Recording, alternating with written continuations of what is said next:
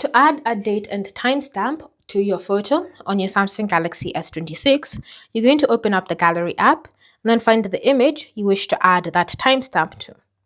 Once you've found the image, simply tap on it and then select Edit.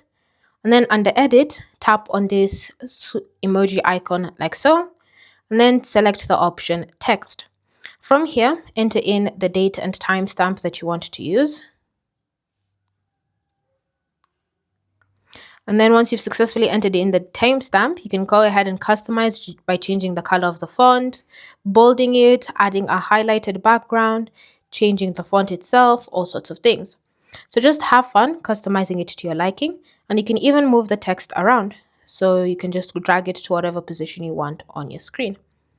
Once you've successfully moved the text and you're happy with how it looks like, all you need to do is simply tap on Save Copy so that you'll have the original and the newly edited option that has the timestamp added to it.